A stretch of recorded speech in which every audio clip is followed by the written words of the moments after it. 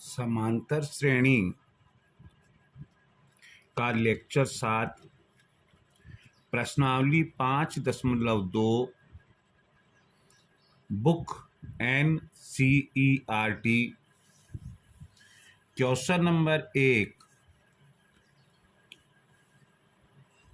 निम्नलिखित सारणी में रिक्त स्थानों को भरिए जहां AP का प्रथम पद A सार्व अंतर D और nवा पद AN है।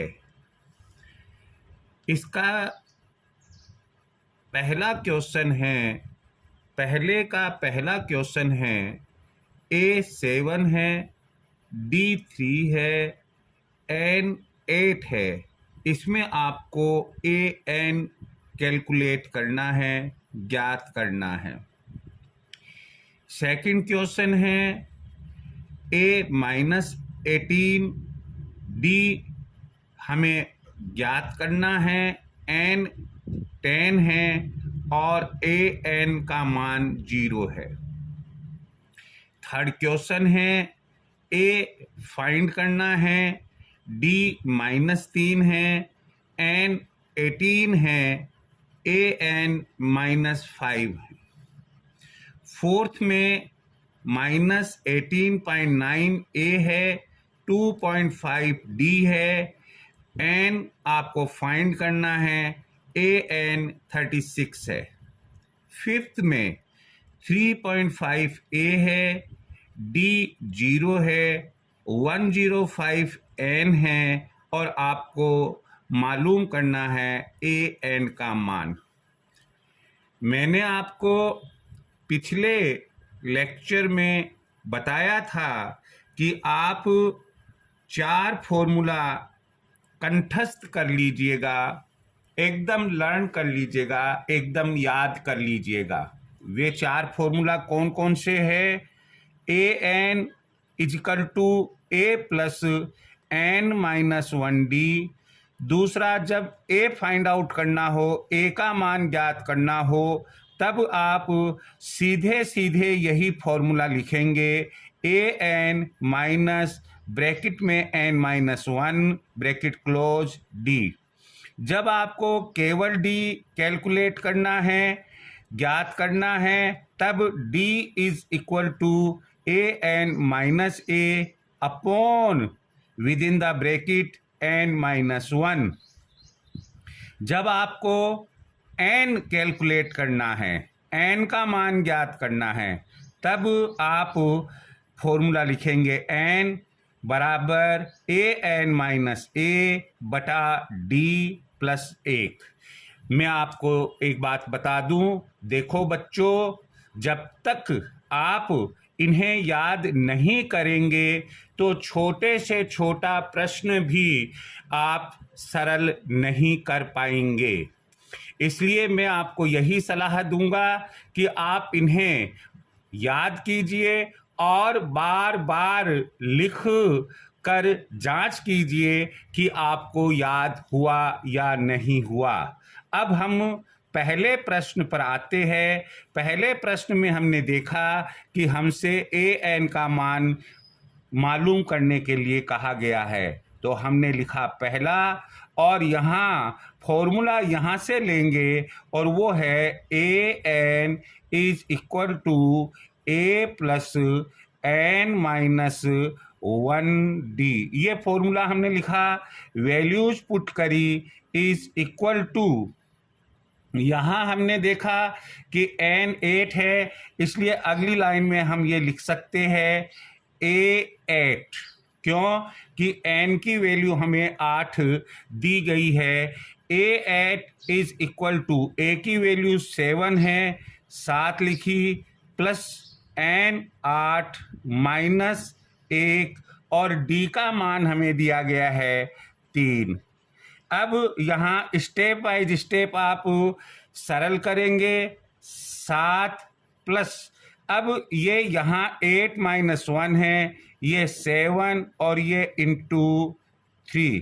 यहाँ ध्यान रखिएगा ये 7 इसके साथ प्लस नहीं करेंगे, बोर्ड मास का नियम याद रखेंगे, पहले ये वाला पोर्शन आप सरल करेंगे।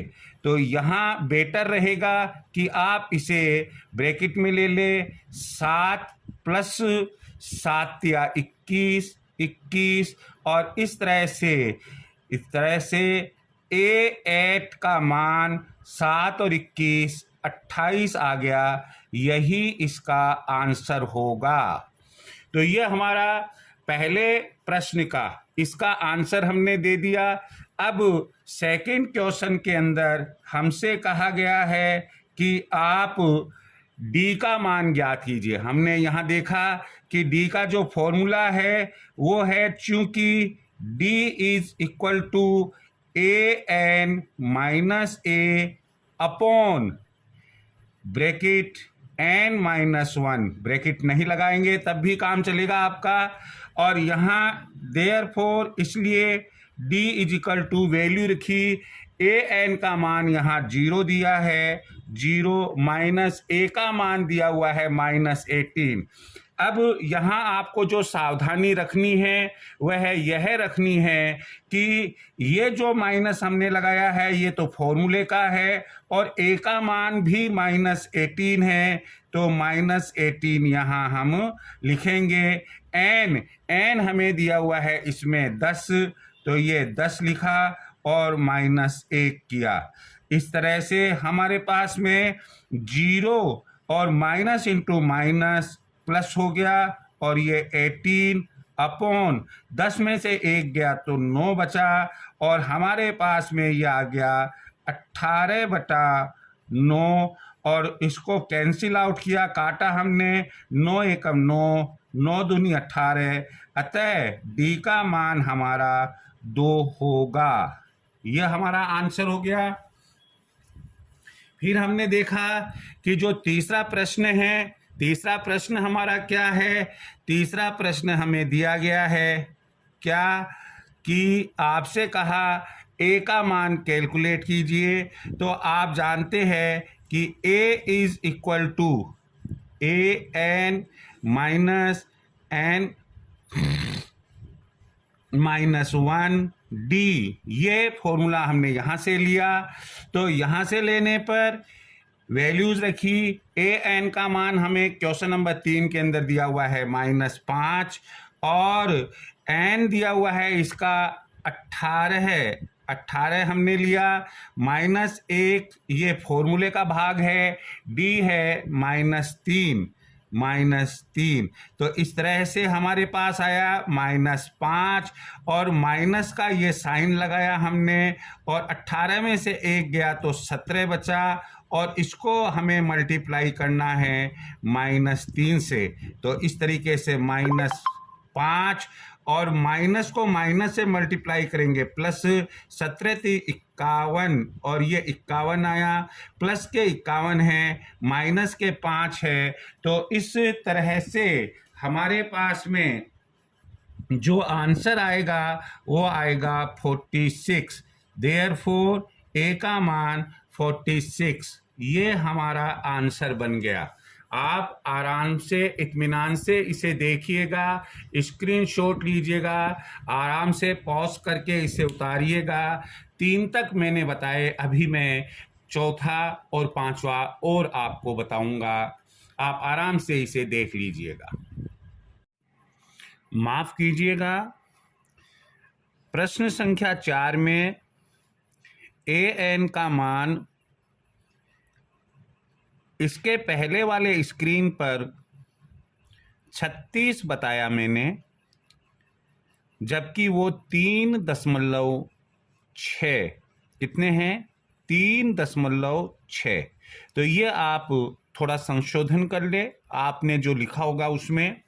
अब हम यहाँ n कितना होगा वो कैलकुलेट करने जा रहे हैं, क्योंकि n is equal to A N minus A upon D plus 1।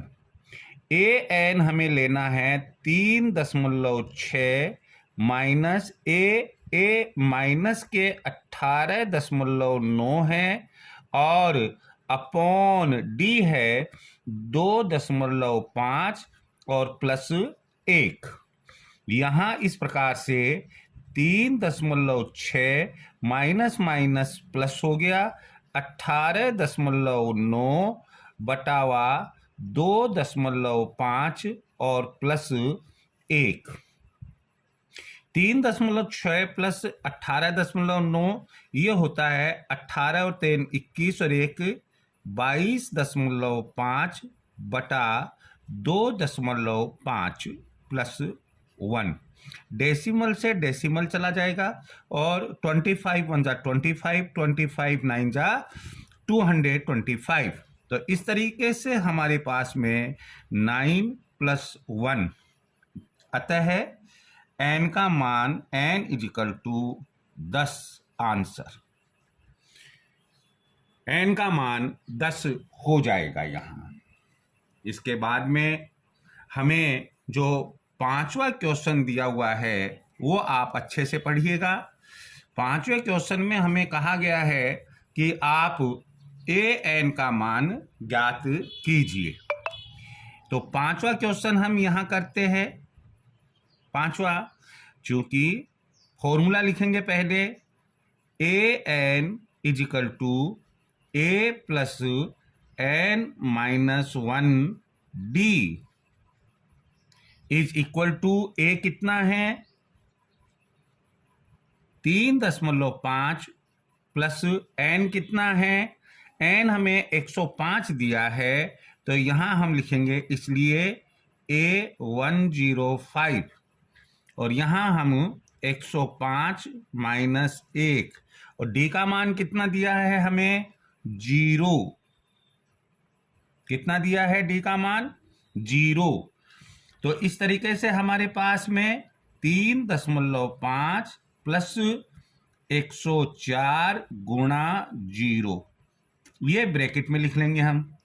यहाँ हम जानते हैं कि किसी भी संख्या को 0 से गुणा करेंगे तो वो 0 ही रहेगा। तो 3.5 प्लस 104 गुणा 0 तो ये 0 ही रहेगा। इसलिए A105 = 3.5 यही इसका आंसर होगा। आप आराम से इसे देख लीजिए, उतार लीजिएगा। अपनी कोई भी बात आपको यदि कहनी हो आप कमेंट बॉक्स में लिखिएगा और अपनी बात को कहिएगा।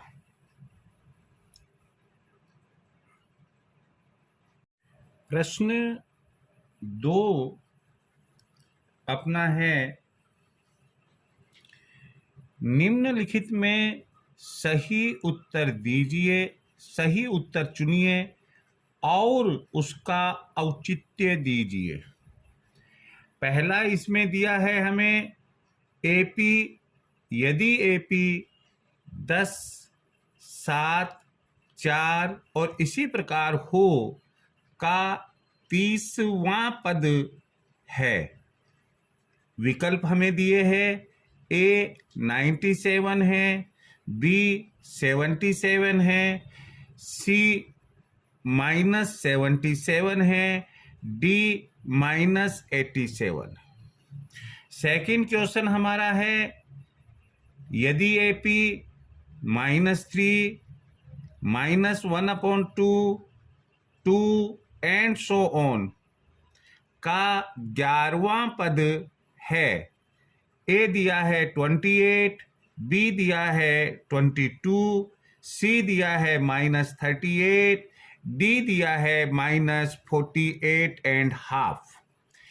ये हमें सरल करना है और बताना है कि पहले वाले प्रश्न में कौन सा विकल्प सही होगा और दूसरे में कौन सा विकल्प सही होगा। कौन सा विकल्प सही होगा इसके लिए आपको जानकारी होनी चाहिए कि कौन सा फॉर्मूला आप यहां अप्लाई करेंगे, कौन सा सूत्र आप यहां लगाएंगे। जैसा कि आप दोनों ही प्रश्नों में देख रहे हैं, पहले प्रश्न में आपसे कहा 30वां पद है, इसका मतलब 30वें पद का फॉर्मूला आप लिखेंगे, वैल्यूज पुट करेंगे और आंसर जो आएगा वही विकल्प सही, जिस विकल्प में मिलेगा वही विकल्प सही होगा। इसी प्रकार से an वाला फॉर्मूला लिखकर 11वें पद का मान ज्ञात करेंगे और जो आंसर आएगा वह जिस विकल्प में होगा वही विकल्प सही होगा। यहाँ हम इनका सॉल्यूशन देखते हैं और इसके सॉल्यूशन में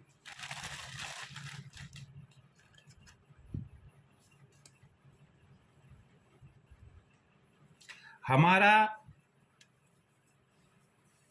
सॉल्यूशन पहला होगा सॉल्यूशन 2(1). क्या है, एपी हमें दी हुई है 10, 7, 4 और इसी प्रकार से, तो हम लिखेंगे यहां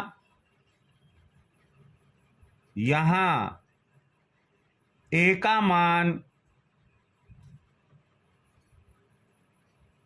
10, डी का मान A2 minus A1 is equal to, A2 हमारा कितना है 7, 7 माइनस A1 कितना है 10, तो ये माइनस के 10 प्लस के 7, तो डी का मान आ गया -3। हमें n दिया गया है 30, क्यों कि 30वें पद का मान ज्ञात करना है और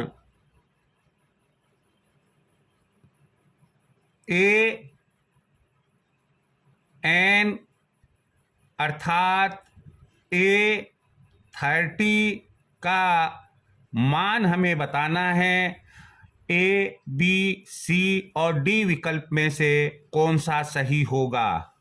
यहाँ हमारा जो फॉर्मूला लगेगा वह होगा an is equal to A plus n minus 1D is equal to, A की वैल्यू हमने ली 10 और प्लस n की वैल्यू हमारे पास में है 30 माइनस 1, D की वैल्यू हमारे पास में -3 है। लेफ्ट हैंड साइड में भी हम यहाँ लिख देंगे A30, इसलिए A30 इज इक्वल टू, आगे हमने कैलकुलेशन सरल किया 10 प्लस ब्रैकेट में हमने लिखा 29 इंटू -3, क्योंकि ये -3 वैसे सिंपल वाला माइनस नहीं है बल्कि इसके साथ मल्टीप्लिकेशन है, इसलिए ये हो जाएगा 10 माइनस प्लस को मल्टीप्लाई किया -29 को 3 से किया 87 मल्टीप्लाई करने पर, और ये आ गया हमारे पास में, इसलिए A30 -87 है और प्लस का 10 है -77। हमने देखा कि जो -77 है वो विकल्प सी है, अतः हम लिखेंगे अतः विकल्प सी सही है। तो ये चीज आपको इस तरह से हल करनी पड़ेगी, आराम से आप देख लीजिएगा, कोई दिक्कत हो आप कमेंट कीजिएगा, स्क्रीनशॉट ले सकते हैं आप। आगे हम चलते हैं।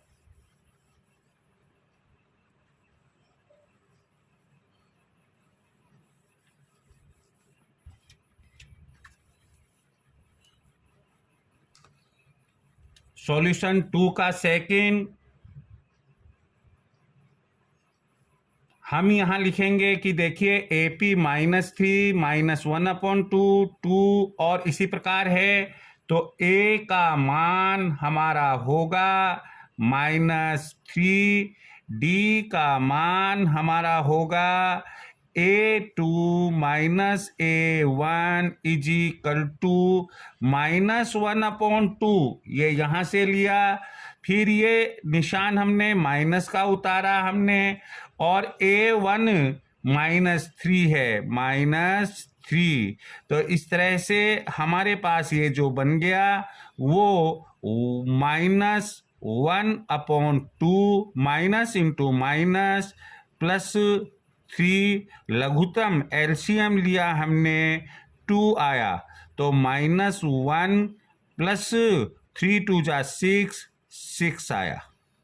ये इस तरीके से D का मान हमारा हो गया, प्लस का 6 है, माइनस का 1 है, 5/2 प्लस का आएगा, 5/2 हमारा काय का आएगा, प्लस का आएगा। n हमें दिया हुआ है, 11वें पद का मान मालूम करना है, n = 11 हो गया। an अर्थात A 11 है, इसका मान हमें लेना है। फॉर्मूला हम लिखेंगे, चूंकि an = A प्लस n-1D, इसलिए A11 = A का मान -3 प्लस n का मान 11 -1 D का मान 5/2 = -3 प्लस 11 -1 10 इंटू 5/2, तो 2 1 जा 2, 2 5 जा 10 = -3 प्लस 5 5 जा 25। और इस तरीके से हमारे पास में A11 आएगा -3 प्लस 25 प्लस का 22, प्लस का 22 हमने देखा ये हमारा बी ऑप्शन है। तो हम लिखेंगे अतः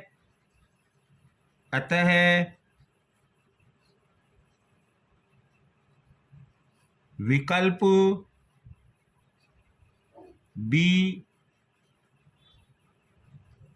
सही है। ध्यान रखिएगा, अगर वहाँ ABCD मल्टीपल चॉइस क्वेश्चन आता है, वहाँ इस तरीके से आपको कॉपी में नहीं लिखना, यह केवल आपका रफ वर्क होगा। लेकिन यदि यही क्वेश्चन आपको दूसरे रूप में दिया हुआ हो जिसमें ऑप्शन नहीं हो, तो उस केस में ये पूरा क्वेश्चन आपको सॉल्व करके दिखाना होगा।